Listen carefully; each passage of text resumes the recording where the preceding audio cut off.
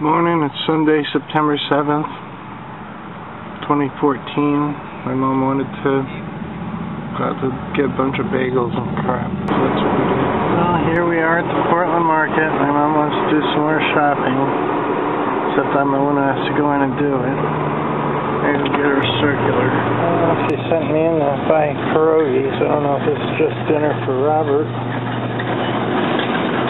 or what. For dinner for us. Okay, I'm gonna run a cord out and charge this up again. I don't know if I'm gonna be able to get to testing it today. Maybe I will. It's still early yet. Alright, there it is. I don't know why it continually discharges just sitting here. Wish I could afford a solar system to keep it charged while it's sitting in this end my car. But anyway, I'll charge it up and then in the meantime I'll see if I can get that piece in. I got the fuel pressure tester now, so I'm gonna try to test the fuel pressure when I can get it to run. Okay, to run this tester, I have to install this piece, the TVI. I have to install it in between here and here, which means I gotta get this fuel line to be able to be pulled back, and what's stopping it from being pulled back is probably this nut here, so I'm gonna pull that off first. And this line rest up here, it's crazy bad. I should probably replace this line. Tell if that's a shadow, if it's wet here. If that's wet there, then that could be a problem too. Oh, that might be wet from me spraying CRC on AGR stuff.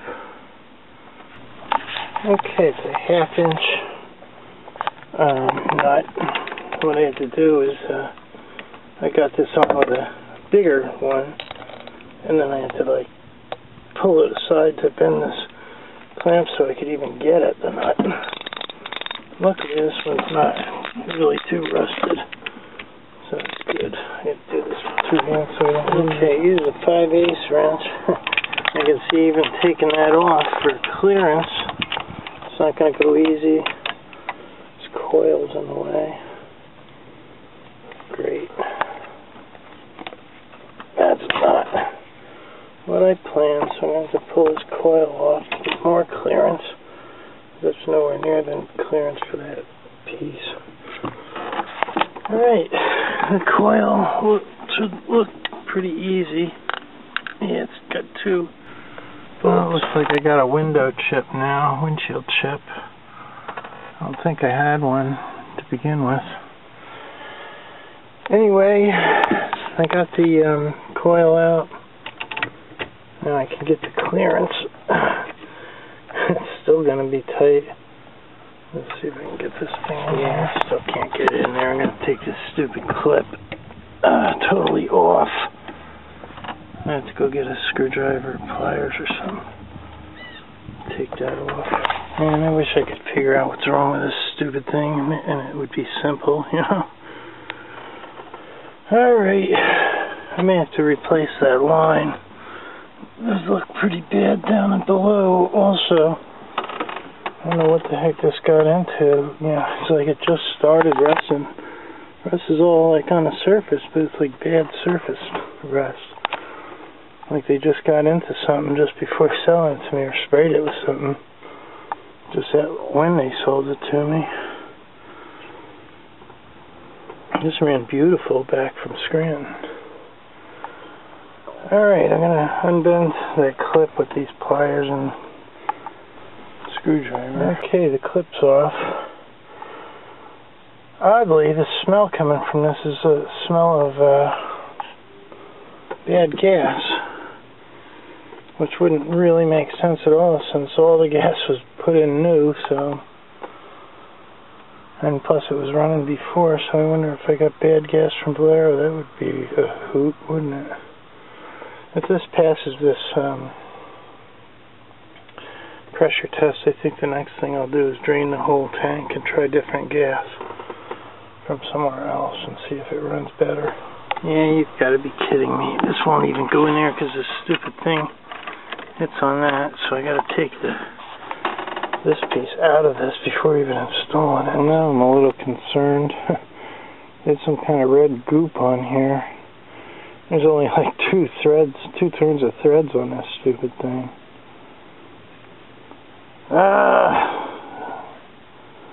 Well, hopefully it can last through this test. I'll have to replace this even somehow, sometime. I don't know how. Don't know if this is a common thing or what. Alright, I guess I'll install this, put this back on, and I gotta figure out a way to, might have to take that heater hose off to get the line to be on the other side of the heater hose to get a little better angle at it. Well, now I feel like an idiot. I'm finding out that this just spins separate from the part that tightens down in there. So I must have it must have been stuck with that red goo, so it wasn't spinning by itself before. So I'll reinstall that. I guess it's the end piece is a 3/4. I have the socket. I don't have a 3/4 wrench at all, so I'm just going to socket it in. Okay, now I'm going to have to, I don't know what I'm going to do with this. Darn it. So tangled in there. I don't know if I can, if I could bend it. Maybe I'll bend it since if it breaks, it breaks. I'll get another one because they're rusted anyway. It won't even go far enough back. I have to. I gotta see if I can break it loose somehow. Well, it looks like the only way I'm gonna get this there is to pull this heater hose, which I really didn't want to have to do. Which means I have to drain the coolant system.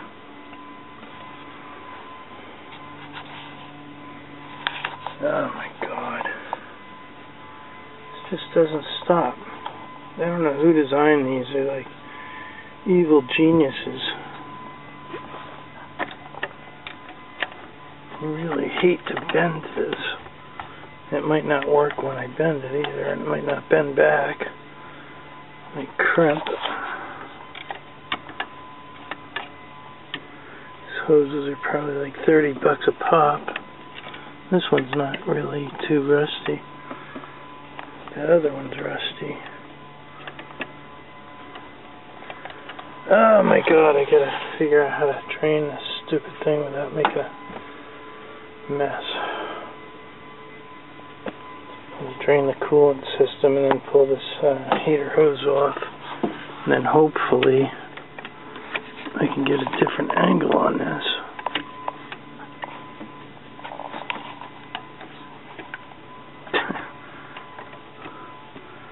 It's like a mad plot.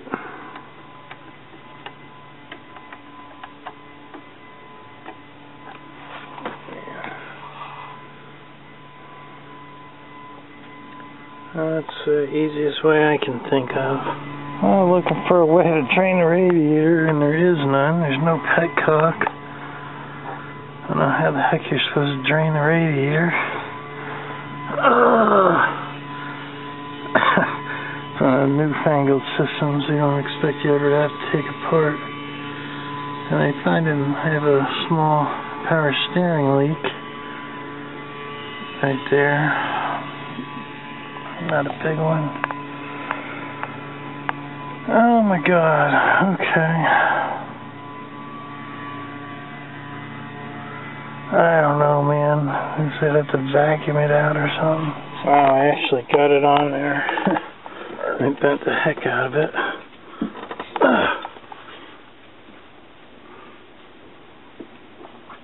Can't jammed under the distributor now. I'm going to bend it some more to get it down.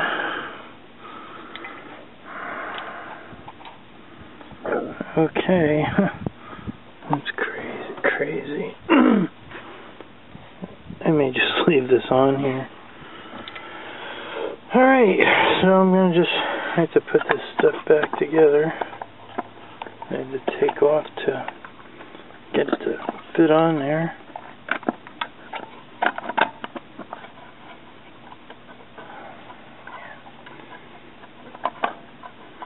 Well, at least I didn't have to drain the coolant. I have to install some kind of easy way to drain the coolant in this. I wish I had a garage. Alright. Well, it's ready to test. Hopefully that doesn't leak. It's sitting so long, it's probably charged up enough to start too. I'm gonna go get my meter. I don't know where to put this. Yeah, I can't really leave that on there, can I? Maybe I can.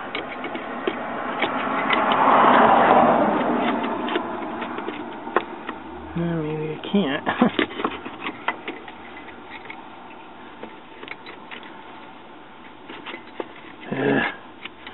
Yeah, it's got to go elsewhere. Crap. Gotta ground this distributor somehow. This coil.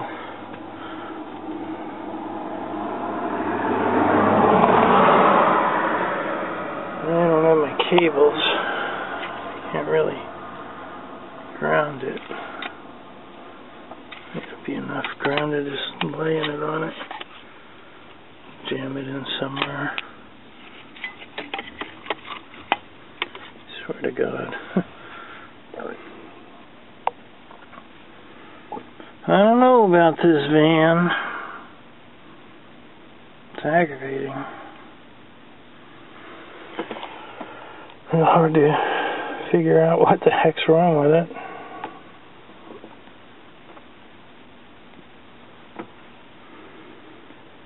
Okay, I'm going to go get my meter.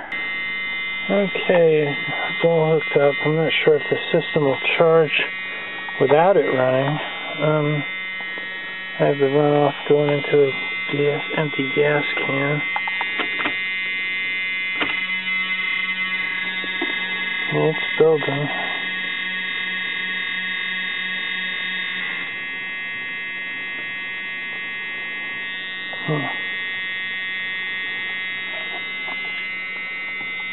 I'm getting 10 psi.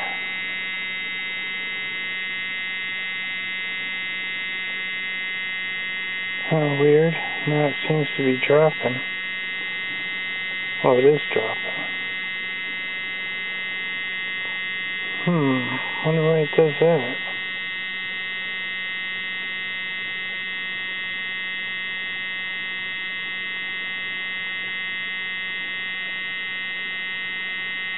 That's odd.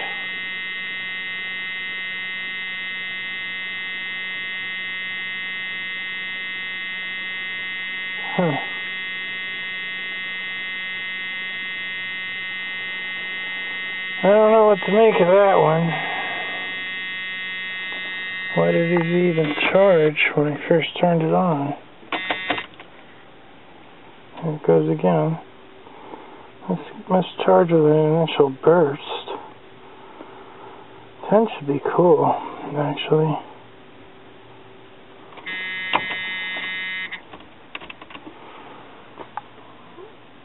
I'm not sure why it loses pressure.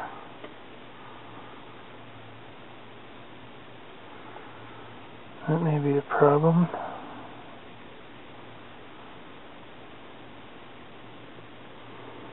I guess I'll have to see how the pressure is with it running. Well, scared to turn it on with the with the coil ungrounded. Okay, let's hope for the best.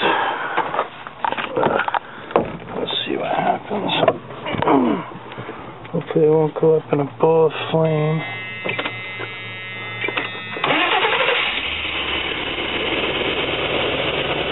Okay, we're getting steady flow. That's not bad, actually. See what happens when it gets funny, if it's sort of fuel or electric. Once this reaches about 120 degrees, it gets swirling.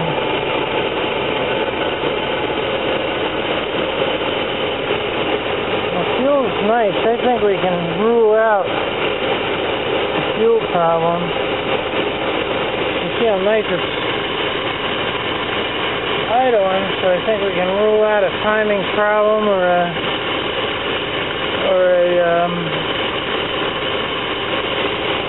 internal engine problem. I think we're down to the map sensor, computer, or EGR valve.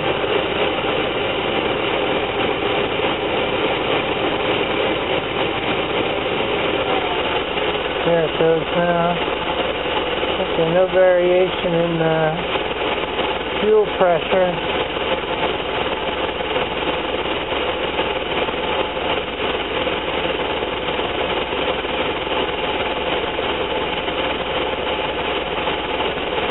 A little bit of dribble on my new supposedly perfect injector. Not as bad as mine were, though.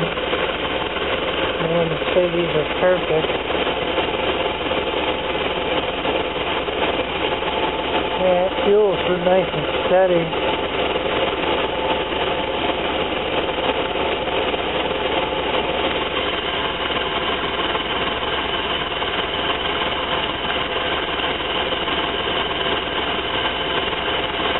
A little bit of roughness. It's really not that bad.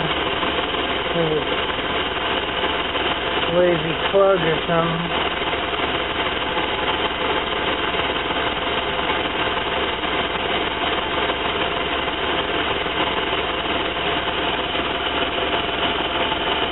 It's something if I fix it just by wiggling wires around.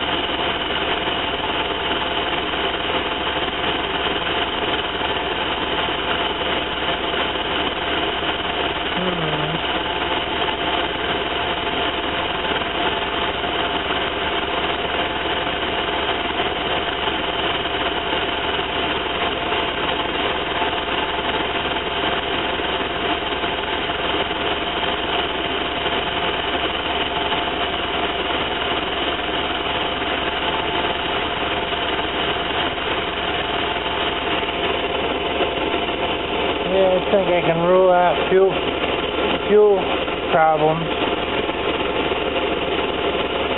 Very nice, man. 12, that's like picture perfect.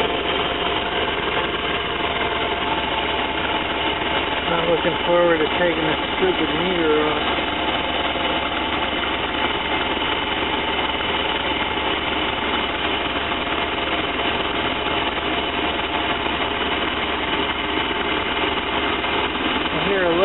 And it might be because I put a good plug in one of the wires that I don't think was firing right. Or it could be getting a weak spark because the coil's not grounded very well. It's just laying on the ground and maybe arcing.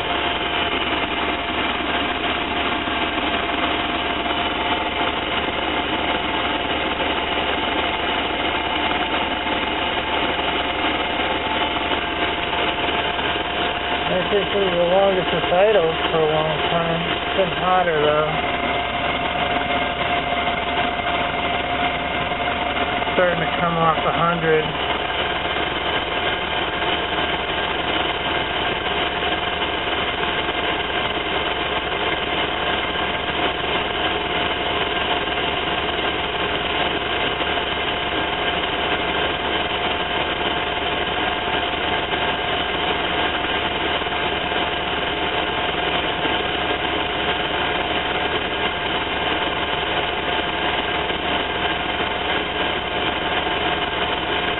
Well, at least I'm able to rule one more thing, you know. I don't know if I'll resell this meter or keep it.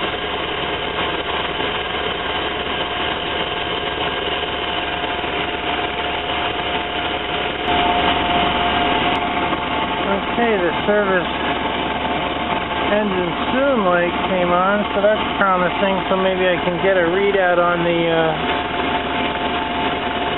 on a meter. And use a paper clip, and here's the flash. Here's a connector. Maybe I could borrow my brother's meter. I don't know if he's got a good one or if he's just got the fancy engine paper clip one. That'll be good.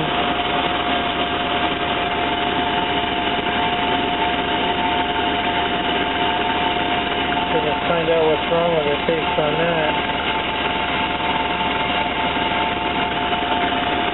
Sounds good though.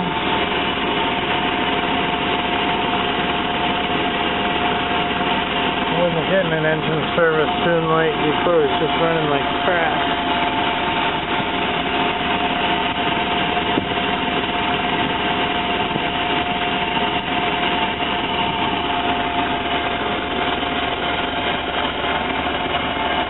It's getting up to that point to where it used to cut out.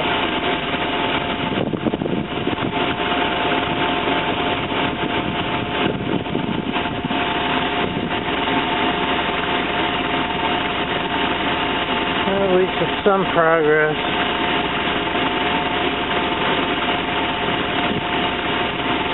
I can feel a little mist in it. I got the wrong plugs right now. It's probably a plug problem. I didn't put in any new plugs.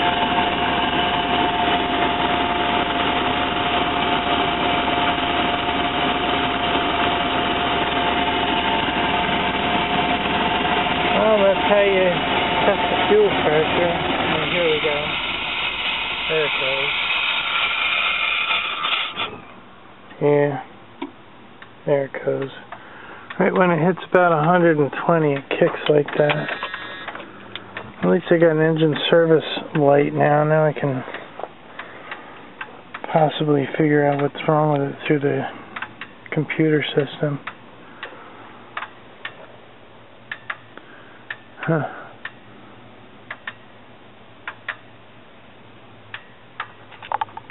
I don't know why it's making those sounds. Well, it just starts getting crazy at operating temperature.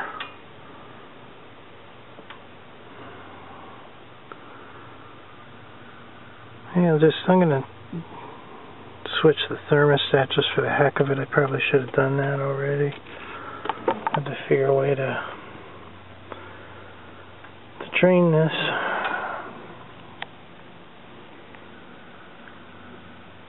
I'm gonna pull this off. It's obviously not a fuel problem.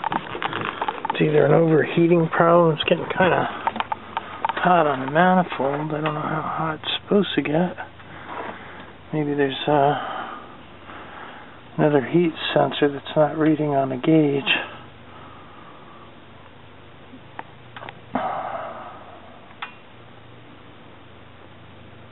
That would be weird, wouldn't it? So, I guess the cheapest thing that I know is probably bad is the thermostat. I'm gonna go find out where the darn how to get this drained. Maybe there's a secret way.